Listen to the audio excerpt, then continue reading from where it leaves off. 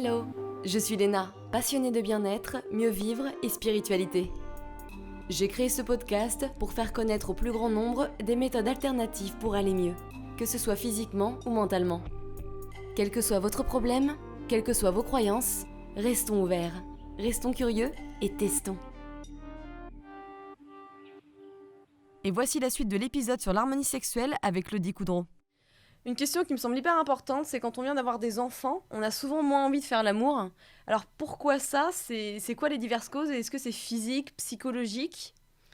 Il y a de tout. D'abord, c'est pas vrai, il y a des femmes qui, comme moi, avaient très envie de faire l'amour tout de suite après et même pendant la grossesse. Donc, et il y a des femmes que j'ai assisté à leur accouchement, je les ai aidées et qui m'ont dit, moi, j'ai pas arrêté un vrai lapin pendant toute la grossesse. Donc, je pense que ce genre de femmes, s'il n'y a pas de douleur, elles y vont. Après, il y a la douleur, il y a plein de douleurs qui peuvent lier à une épisiotomie qui est trop serrée. Il y a des gynécos qui vont serrer trop parce qu'ils considèrent que madame est trop grande, donc ça va faire du bien au monsieur. Mais du coup, à chaque fois qu'il y a un rapport, ça se déchire. Donc ça, là, je pense que là, il faut surtout que les femmes retournent voir des gynécos ou des chirurgiens s'il y a quoi que ce soit. Les périnées complets, pareil. Les quoi ? Périnée complet, c'est-à-dire que pourquoi on fait une épisio ? C'est pas parce que pour s'amuser, c'est parce que quand on voit que ça risque de faire péter, ça pète en fait entre le vagin et l'anus, ça s'ouvre. Et après, tu vois un peu les difficultés. Ouais. Donc, on fait une épisio pour agrandir. Voilà, c'est pas pour embêter. De temps en temps, je vois des articles. Oui, les épisios, c'est dégueulasse. Non, c'est vraiment utile pour que la femme n'ait pas un périnée complet. Mais par contre, je crois qu'il y avait tendance à ce qu'il y en ait trop. Il y en a un peu trop pour la bonne raison qu'on fait beaucoup plus d'accouchements avec les drogues. On programme beaucoup plus les accouchements avec de l'ocytocine et tout ça. Et c'est pas tout à fait les mêmes contractions. Enfin, il y a plein de choses à dire sur les accouchements. Je ne vais pas rentrer là-dedans si on en a pour longtemps. Et je ne suis pas complètement non plus spécialiste de ça. Il y a des sages-femmes qui ne touchent pas le bébé, qui attendent que le bébé vienne. Ça met le temps que ça met. Ça peut se faire à la maison. Tout ça, ça existe aussi. Il n'y a pas que la technique. Bon, enfin, en attendant, tout ce qui s'est passé pendant l'accouchement, les peurs que madame a eues, les peurs que monsieur a eues, l'horreur pour lui de voir ce sang, de voir le bébé arriver, de voir tout ça, sa femme ouverte, sa femme recousue, peut le bloquer aussi. Hein. Et donc, certains hommes ne peuvent pas. Arriver dans un hôpital, déjà, ils sont verts. Donc, faut aussi accepter que pour certaines femmes, leur mari ne sera pas là parce qu'ils sont pas les capacités pour être.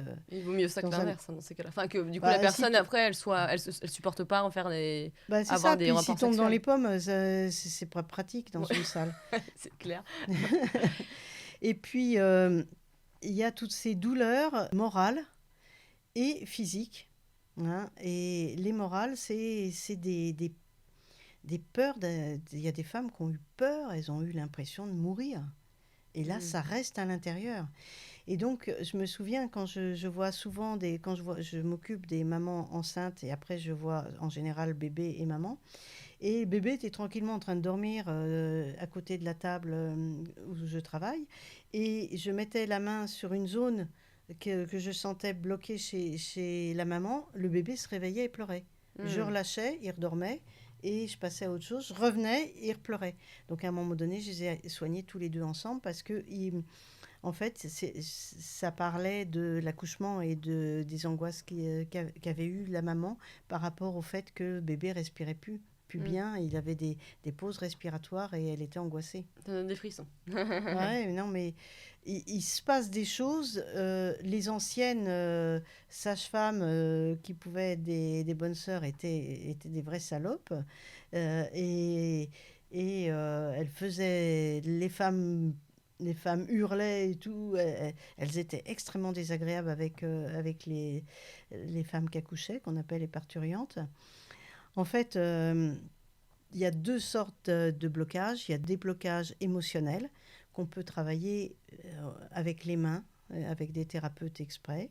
Et puis, il y a des blocages physiques liés à des blessures qu'il faut peut-être retourner et ne pas hésiter à retourner voir un gynéco qui va refaire la cicatrice si c'est nécessaire. Je connais des personnes qui ont des douleurs depuis leur accouchement. Oui, Tout le temps, ouais. elles peuvent aller voir des gens qui... Il y a des sages-femmes qui savent le faire, il y a des ostéos qui savent le faire. Ils font quoi? C'est de la manipulation pour décontracter les tissus, les fascias? C'est quoi? Alors, moi, je ne fais pas comme ça parce que je vais travailler sur l'émotion. Je vais enlever l'émotion et non pas faire des étirements. Mais donc, il y a ça, ou alors des étirements. Après, il peut y avoir aussi une communication tellement bonne avec le mari que le mari ou le partenaire, on s'en fiche, le mariage, on s'en fout, c'est qu'ils touchent, qu'ils sentent que... Voilà, après... Qu'ils remettent en confiance. Voilà. C'est beau, c'est une belle histoire dans ces cas-là. Ça peut se faire en couple. Ouais, ok, faut tester. Alors parlons de la femme un petit peu. Qu'est-ce qu'on sait sur le déclenchement des orgasmes? Alors, ça c'est important parce que je voulais y revenir. La plupart même des toubibs disent que l'orgasme est déclenché grâce au clitoris. Que tout vient du clitoris, le plaisir vient du clitoris et les autres orgasmes viennent du clitoris, ce qui est archi faux, puisqu'on sait que quand il y a le nerf du clitoris qui est atteint, en fait, on peut avoir des orgasmes plus profonds, vaginal. D'accord? Donc ça, c'est important. Donc, faut arrêter de penser que tout vient du clitoris. Par contre, comme on ne sait pas bien comment il se déclenche, on ne sait pas plus d'ailleurs pour l'homme comment il se déclenche, en tout cas, pour les femmes, on va dire que c'est le complexe urétro, donc l'urètre, clitoris et vaginal. Donc un mélange de point G, on ne sait pas bien. D'accord? On ne sait pas pourquoi. En tous les cas, ce qu'on sait, c'est que c'est des contractions qui viennent de profond, puisque ça part du fond et ça va vers l'extérieur. Ce qui fait qu'en fait, t'imagines les spermatozoïdes, comment ils doivent se battre contre ce flux. C'est-à-dire qu'ils ont intérêt à être plutôt en haut. C'est clair, c'est fou. En fait, l'orgasme ne facilite pas a priori pour faire des bébés. Ah ouais? C'est marrant, c'est con. C'est con. Ouais. Mais ça, non, parce qu'on apprend que l'orgasme va permettre aux spermatozoïdes de rester plus longtemps dans le vagin et donc va permettre d'avoir des... J'ai un peu oublié ce que ça entraîne exactement au niveau chimique. Bon, en tous les cas, c'est mieux pour la procréation. D'accord. Alors, donc tu dis que c'était moins bien pour qu'ils y accèdent, c'est ça? Mais par contre, ça les conserve plus longtemps. Voilà. D'accord, ok. Ouf, oui, on va dire ça comme ça. C'est peut-être pas tout à fait vrai, mais bon. Est-ce que toutes les femmes peuvent être vaginales et clitoridiennes? J'imagine que oui. Bah oui. Oui, sauf qu'en fait, la plupart des nanas s'arrêtent à un petit orgasme, comme les hommes d'ailleurs, on en a parlé. Il y a quelques femmes qui, une fois qu'elles ont eu un orgasme, elles arrêtent. Elles ont plus du tout envie. Je sais pas, moi, ça m'est jamais arrivé. Et je pense que beaucoup de femmes, on repart aussi sec. De même, si on continue à stimuler un homme, il perd pas sa bandaison. Donc si nous, comme en général, un homme, on jouit, il s'arrête pas, il continue. Donc on continue. Ouais, c'est marrant, c'est toute une technique, hein. C'est-à-dire qu'on est pareil. Ouais. C'est-à-dire que si, regarde, on s'arrête... Un orgasme clitoridien, on arrête de stimuler notre gland du clitoris parce qu'il ne supporte plus bien. Ouais. Le gland du pénis, pareil. Mais si on va lentement à l'intérieur, à ce moment-là, le pénis, il ne va pas perdre son érection. Ouais, c'était ça la technique. Tu vois? Donc en fait, on est exactement pareil. Et on a les mêmes tissus. La peau des couilles, c'est notre peau des grandes lèvres. Ouais. C'est génial comment c'est fait, Voilà. Quand tu épiles, tu vois tout de suite que c'est les mêmes. Ouais. Bon, avec tous les poils, on ne voit pas. Ouais. Ou alors, moi, je mets pas le miroir, mais c'est vrai que... Comme tu disais, c'est quelque chose à faire. Ça, je pense que ça, c'est le bœuf à bas nécessaire. Et toutes les femmes qui s'épilent un peu le maillot, toutes seules, elles sont habituées après à se voir. Et ça change vraiment, en tous les cas pour moi, ça m'a permis d'oser me regarder et de trouver ça plutôt beau. Donc, je suis très contente de moi, quoi. Non, mais c'est vrai que c'est important. Moi, un jour, je m'étais rasé toute la chatte, parce que normalement, j'ai une petite moustache, comme j'aime l'appeler. Et du coup, je dis, ouais, mais c'est vrai que je voyais pas en fait à quoi ça ressemblait mon sexe en fait. Et ça m'a fait bizarre. Et c'est vrai que je pense que je suis pas la seule du tout à pas regarder à quoi ressemble ma chatoune, quoi. Ah bah non, non, non, non, non. Non, puis quand on était petite fille, on n'a jamais mis la main à l'intérieur. Non. Non, tu mets du Parce temps que à dire qu'est-ce que c'est que ce truc. bah, Ouais. à l'intérieur, on n'a pas besoin parce que on a de toute façon l'orgasme clitoridien est nettement supérieur à celui vaginal quand on est petit. Après, au début, quand on commence le plaisir vaginal, ça fait des petites vagues, hein. Puis après, plus on connaît, plus ça fait de grandes vagues. Mm. Et après, il y a des femmes qui vont utiliser les deux.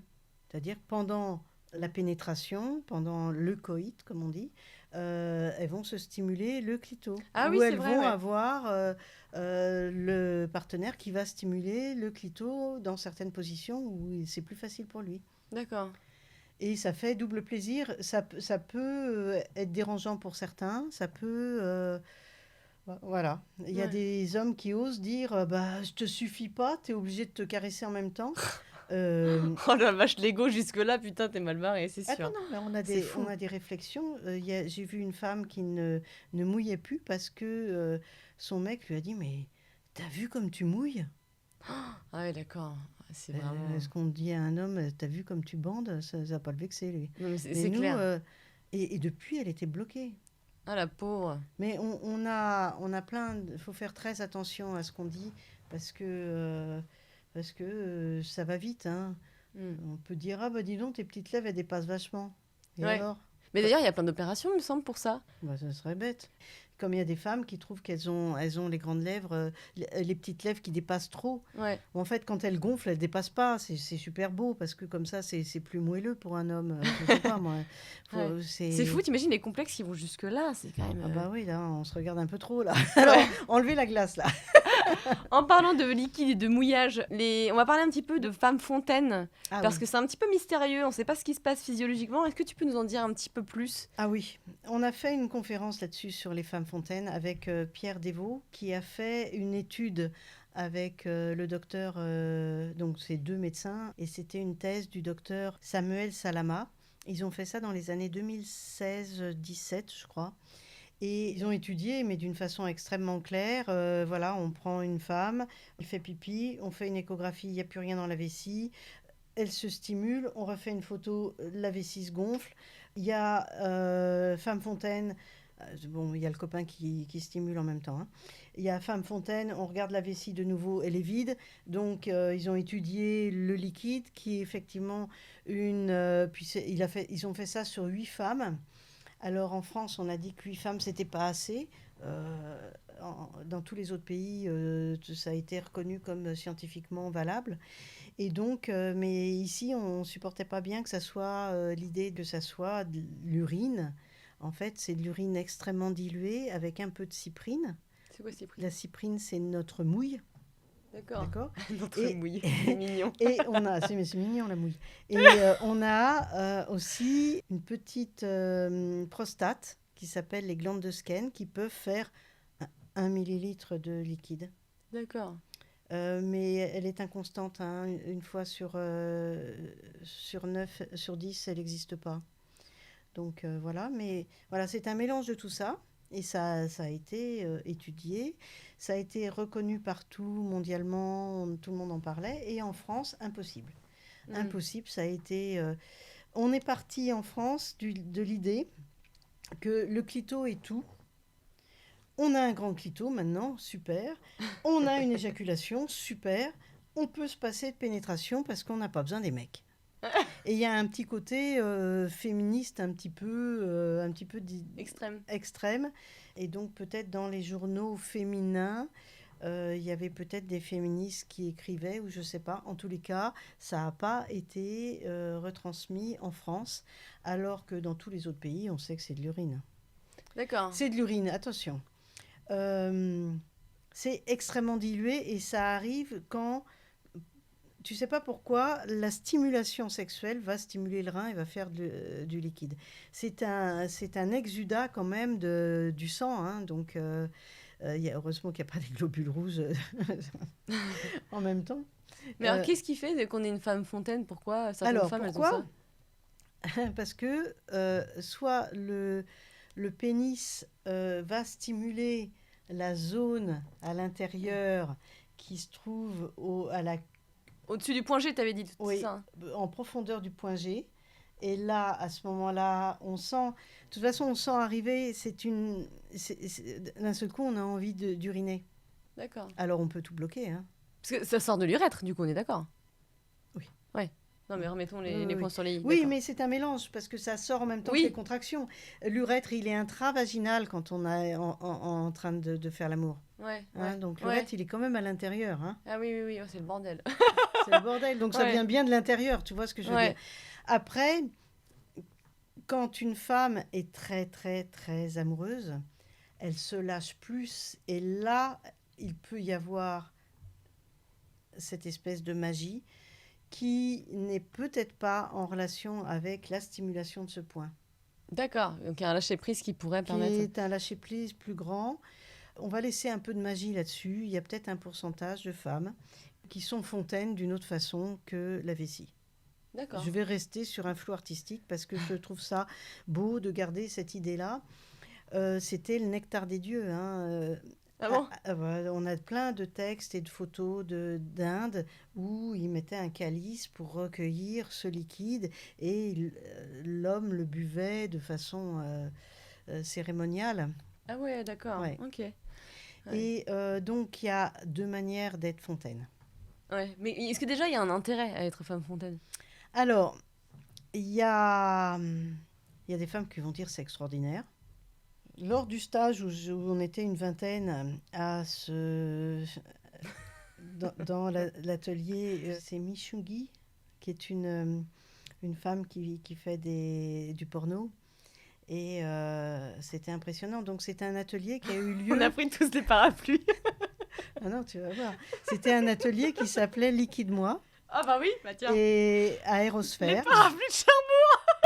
Et donc, la salle était en plastique complètement. Ah oui. Et donc, on était une vingtaine de femmes, plus ou moins avec des partenaires. Elle nous reçoit à poil. Elle nous explique comment ça marche, vite fait sur un dessin.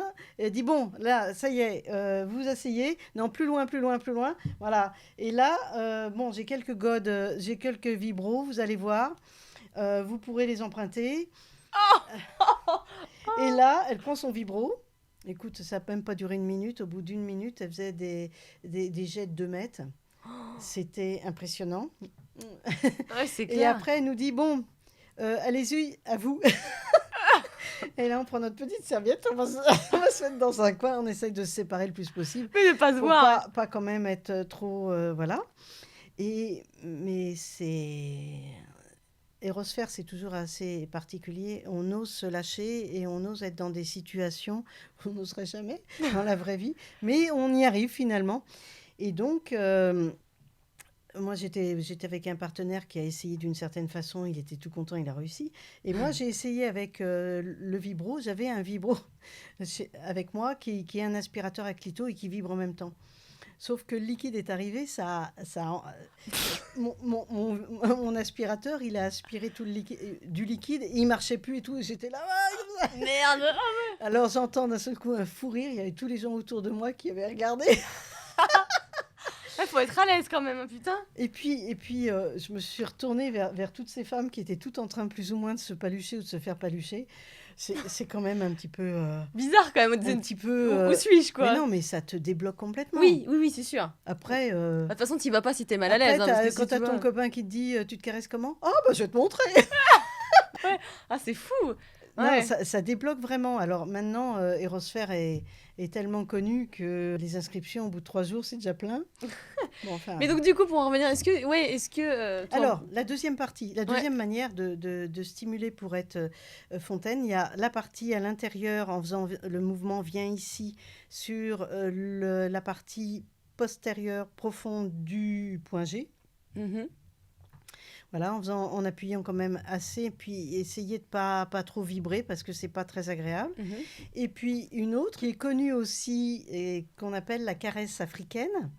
l'homme, avec son sexe, va tapoter la partie clito-urètre de la femme, tapoter comme ça. Lui, il n'est même pas en train de bander, mais à force, il va bander. Ouais. Et puis, à un moment donné, elle devient fontaine. D'accord. Ouais. En fait, quand tu stimules, et tu peux le faire avec ton vibro, c'est ce que j'ai fait quand j'ai essayé avec mon aspirateur, là. Et, quand tu stimules cette zone, à un moment donné, tu sens que tu as envie de faire pipi.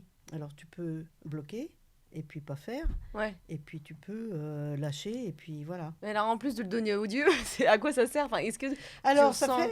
ça fait, tu vois, quand on a très envie de faire pipi, tu fais pipi, ça fait ah. Ouais, c'est ça, ouais. Et ben, ça rajoute ça à l'orgasme. Voilà, d'accord, ok. Bon, c'est mon point de vue. Mm. Mais il y a des femmes qui ne, ah, je suis fontaine, et qui On trouvent honte, je ça. pense, non? Ah non, elles ont pas honte. Non, ouais, je pensais qu'il y avait des femmes... Je suis sûre qu'il y a des femmes qui doivent avoir honte, quand même. Ah Bah, bah, si c'est le premier rapport sexuel que t'as dans un bel appart à Paris haussmannien avec un nouveau mec et que t'en mets partout... je vais te raconter. Si j'avais su ce que c'était la femme fontaine, j'aurais pas fait ça. J'étais avec mon futur mari, mais là on était jeunes, Ouais, et c'était un de mes premiers cunis. ouais. Et on était quand même dans l'attente et tout ça, hein. Donc, premier cuni. Et là, je me souviens très bien de m'être dit, ah, là, est-ce que je lâche? Est-ce que je lâche pas? Est-ce que j'ai envie de faire pipi? Ou est-ce que c'est le plaisir qui est là? Je me suis vraiment posé la question. Puis je me suis dit, oh, je lâche. Et là, ah, tu m'as pissé dessus. Ah, j'adore. Bah, je peux dire, je l'ai jamais refait, hein. Bah, non, mais exactement, par contre, il peut y avoir ce genre de phrase. Alors que maintenant que je le sais, si tu veux, bon. Après un divorce, hop là, rien à foutre, dans ta Non, gueule. là, je suis pas sûre que je le ferai dans la bouche, sauf si vous voulez vraiment, mais ça va peut-être me bloquer là. Ouais. Voilà, et donc il y a 2 techniques qui sont relativement faciles à trouver tout seul, ou en tous les cas, un homme peut facilement les trouver. Ah, moi, j'ai pas envie de nettoyer, alors je vais pas tester. Mais moi, ça m'est arrivé spontanément, je ne savais pas ce que c'était. J'ai essayé avec un god exprès pour les orgasmes vaginaux, j'ai essayé sur le point G, et puis je trouvais qu'il y avait effectivement des spasmes et tout ça, je trouve ça agréable. Puis t'en fais un, t'en fais deux, tu peux y aller, hein, tu peux. Donc, je suis paradine à ce niveau-là. Et donc, je me retrouve à d'un seul coup être complètement avoir un verre d'eau dans le lit. Et je m'y attendais pas du tout. Et je ne savais pas que c'était comme ça qu'on pouvait avoir la fontaine. Donc, je l'avais découvert avant le stage. Ouais, d'accord. Voilà. Mais je reste quand même persuadée que je suis sûre qu'il y a des femmes qui ont honte. Ah bah bien sûr, c'est pour ça qu'on fait des conférences et qu'on en parle pour arrêter d'avoir honte. À l'époque, c'était recherché. C'était béni des dieux, ça. Mais je me demande combien de pourcents de femmes, d'ailleurs, sont femmes fontaines. Ah, je sais pas combien de pourcents. En tous les cas, toutes les femmes peuvent être fontaines. Ouais. Après, toutes n'ont pas envie de lâcher. Ouais. Tu vois ce que je veux dire? Par contre, au niveau de la prostate, quand on stimule la prostate et que là, je pense que là, les hommes peuvent pas ne pas lâcher le liquide parce que ils n'ont pas le sphincter comme nous. S'il y a un orgasme de la prostate, il y a forcément la petite crème, comme tu dis? C'est pas de la crème, hein. Non, t'avais pas appelé ça la crème? Carrément, ça ressemble plus à de l'urine que de la crème. Ah, je pensais que t'avais appelé ça de la crème, mais... Non, du liquide. D'accord. Et il y a forcément du coup du liquide? Si t'es bien sur la zone, oui. D'accord. Parlons un peu de l'inverse, parlons du vaginisme. Parce que c'est assez répandu. Est-ce que tu peux nous rappeler ce que c'est? Le vaginisme, ça va avec les dyspareunies, les douleurs pendant les rapports, sauf que là, carrément, le rapport est impossible. Parce que tout est fermé. Tu as l'impression de tomber sur de l'os. C'est incroyable. L'homme, il ne peut pas rentrer du tout. On ne peut pas rentrer les doigts, rien du tout. C'est lié à des émotions, à des peurs profondes. Et je pense que associer plusieurs types de thérapies pour ça, c'est bien. Comme quoi? La thérapie manuelle avec quelqu'un avec qui soigne, qui fait des soins intimes, et la sexologie, la sexothérapie pour un peu parler des émotions, pour parler de la peur des hommes, parler de... C'est pas forcément à voir avec les mecs. Ça peut être une relation avec toi-même, le fait d'avoir peur de lâcher prise, de la vulnérabilité, ce genre de choses. Il y a diverses causes, non? Psychologiques. Oui, mais si tu es toute seule avec toi-même, tu t'en fous d'avoir le vagin fermé. Hein. Ouais, ouais. Il y a aussi différentes tailles Oui, de godes. après tu as des appareils exprès, des petits godes de tailles différentes pour exprès agrandir la zone. De même, tu as la même chose pour travailler l'ouverture anale. D'accord. Mm. Me regarde pas comme ça, toi. Oh non, ça va. Ça va. Ah, ça non. On verra, mais là, non. Mais d'accord, ouais. Donc le vaginisme, c'est à la fois psychologique et à la fois il faut une thérapie manuelle. Mais ça peut être compliqué pour des femmes qui ont déjà pas confiance d'écarter leurs jambes. Donc c'est quand même. Bon, après, il faut se bouger le cul. Enfin, du coup, il faut se bouger la chatte, mais c'est vrai. Pour le coup, sinon, t'arrives à rien, quoi. C'est aussi affronter ses peurs. Voilà, ça dépend. Ouais. Bah oui. Non, mais ça, Tu sais, aller voir un psy, c'est pas facile non plus. Hein. Ouais, enfin bon, écarter les jambes, tu vois, j'allais chez la gynéco vendredi, c'est quand même pas une partie de plaisir. Hein. Écarter, t'as un truc froid qui te rentre, qui te fait mal. Pouf. Oui, normalement, il devrait être un peu réchauffé. Ouais, bah voilà, il était froid. Bon, enfin, ça va, il faisait plutôt chaud à Paris. C'est ça. Récemment. Ah, ça refroidit, c'est bien, tu sais. Donc, du coup, tu dis que c'est un rapport, le vaginisme et les femmes qui ont des douleurs, c'est le même. Enfin, pas le même degré, mais il y a un rapport. C'est pas le même degré, mais c'est. Oui. Par exemple, moi, je sais que des fois, quand ça m'arrive d'avoir un petit peu mal, c'est que je suis un peu sèche. Oui, donc ça, écoute, tu mets du gel. Hein. Bah, c'est ce que je fais. À un moment, justement, je mettais de l'huile de coco, mais c'est une connerie apparemment avec. Ouais. Donc, du coup, je mets du. Tu mets du gel sans, tu sais, à l'eau. Oui, exactement. Et tu en mets à l'avance. Au fond, à l'avance. Ah, moi-même, pas sur la bite du mec. Bah oui. Bah oui, c'est ça, oui. Sinon, ça se met mal. Ouais. Mais d'un autre côté, prends le temps aussi. Oui, c'est aussi, c'est ça, exactement. Non, mais c'est ça, faut prendre plus de temps. Parce que si tu veux, si t'es pas mouillé, mais t'es pas non plus gonflé. Oui, donc du coup, t'auras mal dans tous les cas, si c'est ça. Du coup, si tu veux, la vulve qui se gonfle permet de faire un petit coussinet au pubis de monsieur. Ouais, bah c'est ça, ouais. Après, une fois que t'es rentré, ça va, mais c'est toujours, tu vois, le début. Oui, mais il y a des femmes, si tu veux, le mec, il y va tellement fort que... Mais tu sais que j'avais pas ce problème-là avant d'avoir fait Roaccutane. Ah bah oui. Ça m'a séché les muqueuses et je pense que depuis, c'est ça qui fait que j'ai toujours un petit peu mal, parce que je suis peut-être plus sèche qu'avant. Et tu l'as arrêté depuis combien de temps? Ça fait, je sais pas, 5 ans, 6 ans. Oui, ça va se remettre alors. Enfin, donc, bon, bah très bien. En tout cas, je trouve que c'est important de parler de ces sujets tabous, puis d'en rigoler aussi, parce qu'après tout, on a tous une petite chatoune, un petit sexe, et puis c'est comme ça qu'on est, hein, merde. Ouais, il y en a qui ont des grands sexes. Donc, titiller la prostate. Alors, tu nous as dit que l'orgasme prostatique existait. Alors, donc, il y a deux sortes d'orgasmes prostatiques. Il y a l'orgasme prostatique que l'homme va se chercher tout seul avec un jouet qui s'appelle l'anéros, qui est un petit jouet qui fait qu'il se met dans le fion et en contractant son périnée, ça va taper sur la prostate de façon extrêmement douce. Certains hommes vont mettre 2 ans avant d'obtenir un orgasme et d'autres vont mettre 2 séances et ils vont l'obtenir. Et ça entraîne un orgasme qui peut durer des heures. Ah ouais. Des heures. En fait, pour moi, ça s'appelle plutôt, parce que c'est mon point de vue uniquement, hein, un état modifié de conscience. C'est-à-dire que tu es dans un état que nous, on a facilement, plus facilement, femmes. Enfin, en tout cas, je parle pour moi.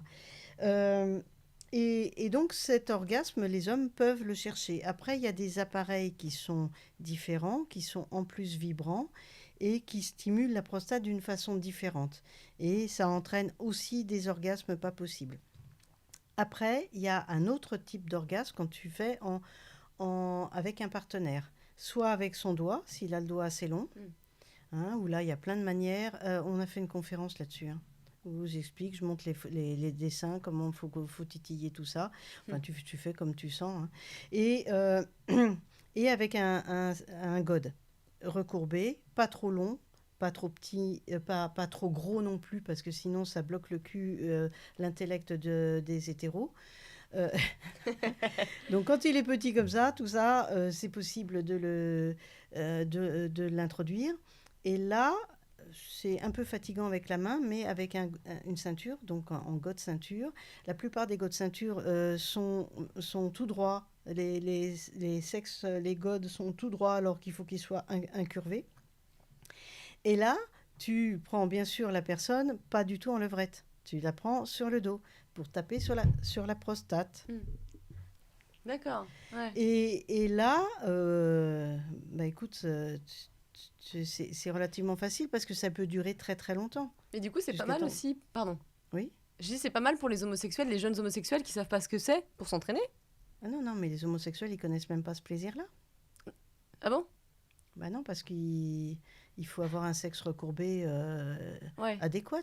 Juste D'accord. la Moi, je bonne pensais que longueur. c'était une sorte d'introduction aussi pour eux, puisque. Alors, les jeunes qui connaissent, les jeunes homos qui connaissent, bah, ils prennent avec le god D'accord. comme Ok. ça, Ouais. tu vois. Et alors là, ça entraîne effectivement, quand tu stimules la prostate de cette façon, ça entraîne du liquide qui sort par la verge au moment du plaisir. On était à notre dernière conférence sur la mécanique sexuelle des hommes. Et il y a un homme dans la salle qui a dit « J'aimerais comprendre, en fait, j'ai eu du plaisir. Enfin, c'est plus que du plaisir, c'est de la jouissance. Je sais, j'ai pas éjaculé, c'était bizarre, mais j'avais l'impression que j'avais du plaisir en vague, un peu comme les femmes. » Et je lui dis, bah, c'est exactement ça. Tu as des orgasmes comme ça, en vague, qui montent, qui descendent, qui montent, qui descendent. Et un homme qui n'est plus contrôlant, qui est complètement dans son plaisir, quand il lâche les vocalises, ça fait vachement plus de bruit. Hein. Alors, bon, il y a des hommes qui font très peu de bruit, il y a des femmes aussi, mais dans l'ensemble, si tu veux, tu vois la différence entre l'orgasme anal. Et puis tu arrives sur la prostate, ça monte en aigu. Ah, c'est rigolo ça. C'est ça. Il faut reconnaître les parties, les différents orgasmes en fonction du bruit que tu fais, tu sais. C'est ça, c'est ça. Ah, c'est marrant. Ouais. Donc, il y a aussi une autre technique, sans jouet, l'homme tout seul, qui va contracter son périnée pendant 20 minutes, une demi-heure. Et là, il peut avoir des orgasmes comme ça. D'accord. Ou une tendinite, ça dépend. Non, Non, une je rigole. tendinite du périnée, ça, faut y arriver quand même. Ouais. Et puis nous, les femmes, on a aussi un jouet avec l'aspirateur à clito. Le fameux. Le fameux, qui permet, comme il n'irrite pas le gland du clitoris, en fait, tu peux le laisser. Donc, tu as un orgasme, sur un orgasme encore, sur un orgasme, ce qui fait que tu montes de plus en plus haut et ça ressemble extrêmement bien à ce que décrit un homme dans une vidéo où il explique comment il fait en contractant son périnée. Il n'a plus besoin de son anéros. Il contracte et il montre exactement que l'orgasme, il monte. Donc, on est vraiment fait pareil. Ouais, c'est ça. On est exactement pareil, sauf que les femmes se connaissent mal quand elles débutent. Les hommes restent coincés dans leur connaissance et ne vont pas chercher plus loin. C'est vraiment ça, ouais. Et malheureusement, ce que je reproche dans l'ensemble à tout le système, c'est que on est formaté pénétration, on est formaté l'homme doit faire jouir la femme, il faut à tout prix, sinon c'est pas un bon coq. Et malheureusement, on perd ce côté de communication sacrée qu'on peut avoir à deux. Et je pense que la sexualité, c'est surtout ça.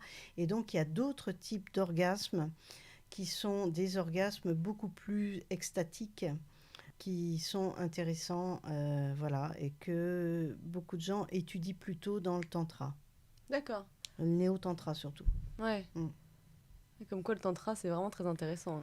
Oui et non. C'est-à-dire qu'il y a aussi beaucoup de gens qui ont une sexualité qui est bloquée et qui vont dans les stages tantra pour expérimenter d'autres choses, mais ils n'ont pas assez expérimenté tout leur potentiel. Je pense qu'on n'a pas assez parlé aussi de toutes les difficultés sexuelles des hommes. On parlait d'impuissance avant, maintenant on parle plus d'impuissance puisque c'est plus du tout bon, mais les difficultés d'érection et les difficultés d'éjaculation précoce, prématurée on dit maintenant. Et donc, mais allez voir des sexologues parce que en très peu de temps tout est réglé. Tout est réglé. Il suffit de quelques exercices, il suffit peut-être d'un médicament qui débloque les choses, qui sera à prendre très peu de temps, mais sentir après le point de non-retour qui fait qu'après tu le sais où il est, tu vois, et après tu peux gérer. Mais en plus, les hommes, souvent, ont moins l'habitude de prendre soin d'eux, d'aller voir des spécialistes. C'est chaud. Tout ce qui touche, en plus, tout ce qui touche la quéquette, ça. Si, quand ils ont mal, par exemple, tu peux avoir des douleurs lombaires avec en plus une douleur qui irradie dans le sexe et dans les bourses. Là, je t'assure, ils arrivent vite. Hein. Tu m'étonnes. Là, ils arrivent vite, oui, il n'y a pas de problème. Et en parlant de la quéquette, parlons un peu de masturbation. Ah oui. C'est bon pour la santé, la masturbation. Eh bien oui, il y a eu des études de fait. Ouais. Et les premiers qui ont fait les études se sont dit, on va voir si l'éjaculation, c'est mauvais pour le corps ou pas. Et ils étaient vraiment partis sur l'idée que c'était mauvais, un peu comme la masturbation rend sourd. Or, ils ont trouvé l'inverse, c'est-à-dire que de nombreuses études, maintenant on en a plein, l'éjaculation est bonne pour le cancer de la prostate, pour l'éviter bien sûr. Ouais. Donc dans une étude de 2016, il y a 32 000 hommes quand même ont été suivis pendant 18 ans, ce qui est énorme. Hein. Oui, c'est vrai. Et il y a 3800, donc à peu près presque 12%, ont développé un cancer de la prostate. Et quand on les interroge sur leurs habitudes masturbatoires, on s'est aperçu qu'en fait, ils se masturbaient peu. Alors peu, c'est égal à combien 4 à 7 fois par mois, alors que ceux qui se masturbaient 21 fois par mois... Quand même. Oui, quand même. Hein. C'est sur l'étude d'entre les hommes de 40 à 49 ans. Et ils ont vu qu'il y avait 22% de cancer en moins. Vache, ouais, c'est impressionnant. Donc, 22%, c'est quand même pas inintéressant. Bien sûr. Et puis, par contre, 21 une fois par mois, ça fait quand même que seulement 9 jours où tu te reposes. Hein. Bah ouais, putain, c'est clair, au final, déjà Ouais. 4 à 7 fois, enfin 4 à 9 fois, c'est pas mal, hein. Ouais, mais 4 à 9 fois, c'est là que tu as des cancers. Bah oui, c'est ça le problème, je trouve que c'est déjà pas mal. Donc, attends, je dis pas que c'est proportionnel. Hein. C'est-à-dire, si tu éjacules 50 fois par Oui. mois, tu auras 50% de moins de Oui. cancer. Ça, c'est pas vrai. Hein. Ouais. Je préfère le dire. Il y a des mecs qui vont faire ça 4 fois par Parce que jour. là, ils n'arrêtent pas là. Bon, enfin, en attendant, il y a une autre méta-analyse chinoise de 2018 qui reprend 22 études sur 55 000 hommes dans 9 pays. Donc, c'est assez intéressant.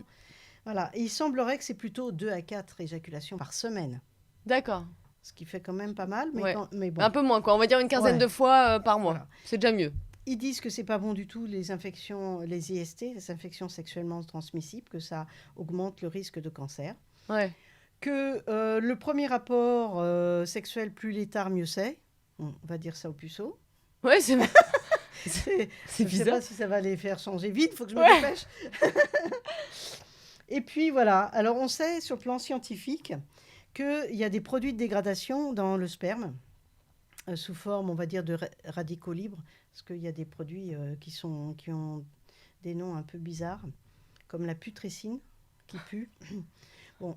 Alors on dit que donc il y a des radicaux libres qui seraient oncogènes, c'est-à-dire qui provoqueraient plus facilement des cancers sur les cellules prostatiques. Et donc c'est peut-être pas mal que ça soit nettoyé régulièrement, un peu comme nettoyer un émonctoire. Quoi. Ça paraît logique, quoi, une petite détox de la bite.